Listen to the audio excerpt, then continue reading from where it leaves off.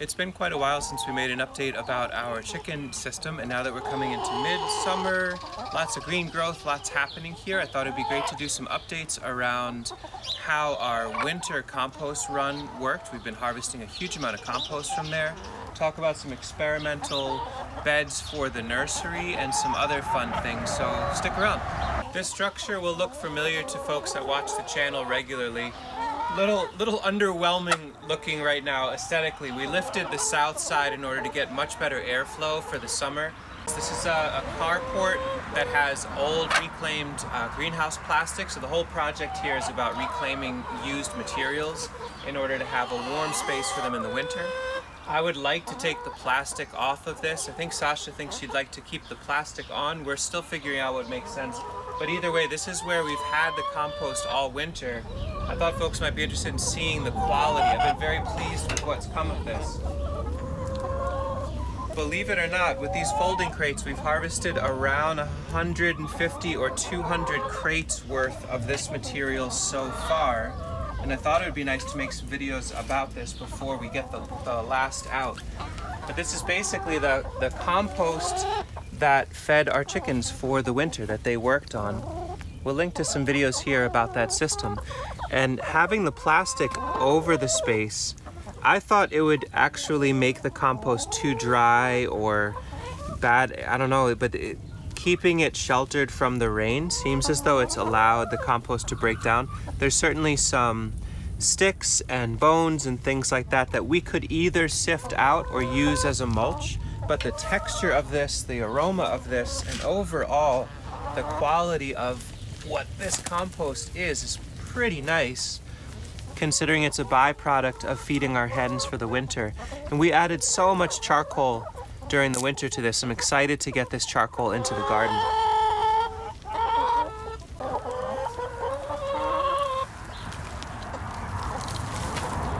There are also some pockets with some beautiful worms.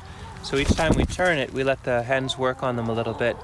A lot of this is worm castings at this point, which is pretty much the ideal material that we would want for mulching or for feeding our garden.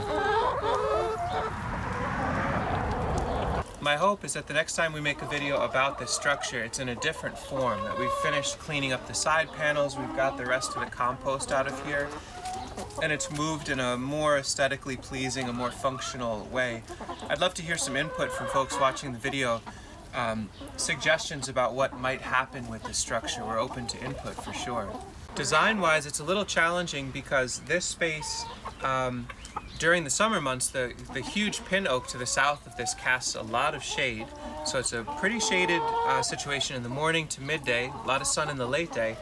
And then the other challenge is that part of what's holding us back from wanting to take the plastic off is that a lot of the oldest hens really enjoy, either on a rainy day or even on sunny days, using the drier compost as their dust bathing. So if we were to take the plastic off, we'd absolutely have to think through shelter for the hens on a rainy moment and also really dry spaces that can accommodate 20 or 30 hens at a time that would really like to dust bathe. It seems important for them. Part of what's so nice with all these hens in the mix is that the harvesting and the moving of this compost can be a slow and steady process, and that gives an opportunity for hens to interact with it along the way. So I'm going to work on digging out everything in the side area and get it to the middle. They'll be able to go through, pick some worms out, get a lot of food and fun, and also get the texture a little bit more fine. But overall, we've got a bunch more truckloads of this material to send up to our Trumansburg 6-acre site. And we'll use this predominantly as a mulch around existing plants, since it's still a question mark about whether it's fully balanced and nutrient ready. Some areas we've been dumping it and seeding it to winter squash, and that's been working really nicely, but I'd have some questions whether or not I could seed a lettuce or a cilantro. Oh, right, and that's part of the reason. Juan and I worked out a design in the spirit of not having to move as much compost. We set up these beds for the season in the chicken yard so that we didn't have to move the compost super far. And this is very, very simple design in some ways. It's a chicken wire band that goes around some locust boards, some black locust boards that are held in position with these bent 1/2-inch EMT conduit pipes. I talked in another video about how we bend these in a very, very low-tech, simple way. It works pretty nicely. And every aspect here can be taken apart by hand. It's just old baling twine from hay bales to weave and hold together the top. This has been working really, really nicely. The chickens actually walk across the top of this and it hasn't collapsed at all, so that's been very helpful. And the sides come up so we can take the weights. It's a little hard one-handed. We can take the weights off the side. We have an EMT conduit pipe that we wove through the chicken wire as a handle. So if I take the weight off the other side, then I can take the handle. The other day Juan and I went through, sorry, it's a little hard with one person. It's much easier with two. It can open up a lot more if needed. We can get in and do weeding or seeding or transplanting. You can see some juglans in here coming up really beautifully. This is Juglans mellissima. It's a Chinese chestnut tree, Chinese walnut tree, I should say. The other side, we got seed from a nursery. I think they had a rough winter or had an issue. We had 0 germination so far, and all the amaranth that's coming up was in the compost. So we just weeded everything other than amaranth. Maybe the tree seeds come up and then we'll weed the amaranth and feed it to the hens, but if not, we'll just let it fill out with that. But there's some more Japanese walnuts over there and peaches, hundreds and hundreds of trees, and a very short commute for all of that compost. We can take this apart in the fall and fill this area with leaf bags, or maybe leave this as a semi-permanent installation in the chicken yard. It's really fun having this integrated in the chicken yard because Juan and I were talking about this the other day when we were weeding. Normally you're pulling weeds and just throwing them in a walkway, but when you pull them and you throw them in a chicken yard, there's all these friends around that are really interested in what you're doing.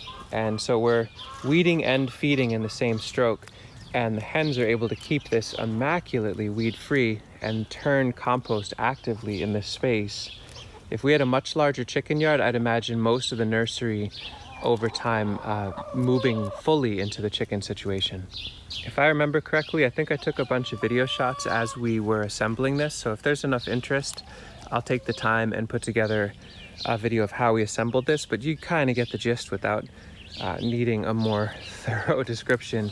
And this could be figured out in lots of different ways. You don't need the 1/2-inch EMT. You could probably use flexed branches. Maybe there's willows or hazelnuts that you cut from the woods, or alders, and weave it that way. Maybe the mesh could be some sort of scavenged material. Lots of different ways to approach this.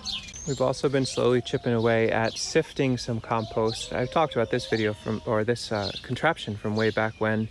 Very simple compost sifter. You throw your material on the side and it tumbles down. Sifted enough compost lands in the containers.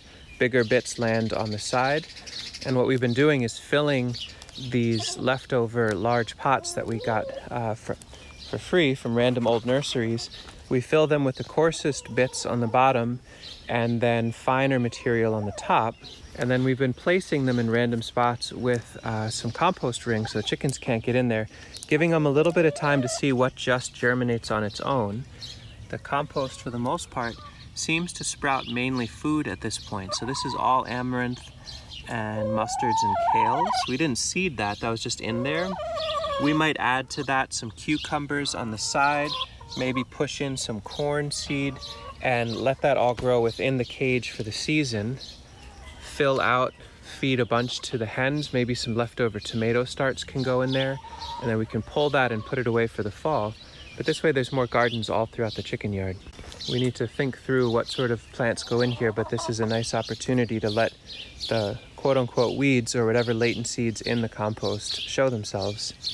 We've even been filling some of these containers with weeds we're pulling from the garden. We put dock and grasses that we were digging up anyway out of the garden, and it's pretty interesting. Some of the docks, like this one here, it looks pretty haggard, but it's alive. It just keeps growing. The hens eat the leaves and then it keeps growing, and then eventually some seed will fall, and we can either cut that back and feed it to them. But it's pretty amazing. It's like a cut and come again, free choice browse from what were weeds anyway. We were dumping them in the chicken yard. but now they're starting to sprout and grow fresh greens for the hens, so why not? We'll do another video about the vegetative layers in here. The elders are starting to flower in a nice way, which we'll be harvesting and sharing with folks in the community. There are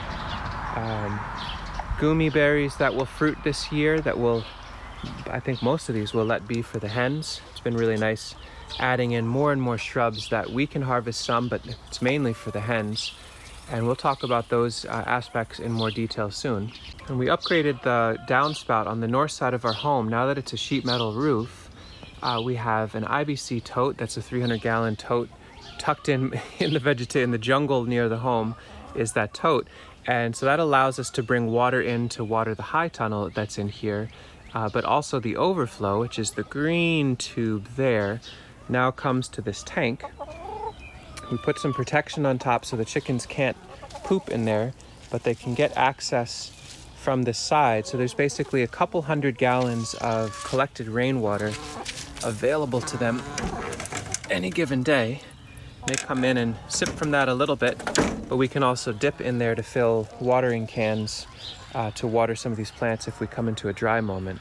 There's a lot more we could be talking about. I think for now this seems like enough of an update of the overview of our chicken system. Overall, they're doing well. We brought in some more hens this spring from a pretty rough farm scenario. I think we need to be making decisions sooner than later about harvesting some of these hens for food. It's just very, very hard to make that call after they've given us eggs for a long time. But we are having a few hens here or there getting old age issues and passing away, and I just don't want disease to happen in the flock. Our average age is somewhere between 4 and 6 years old, which is pretty stunningly old for a flock of chickens, but they're still doing really well considering, for sure. Anyway, let us know if you've got some questions or if you'd like some more detail or more information about things. If you've got some concerns or input, we're always open to hearing. And I'm going to switch over to a little chicken TV now.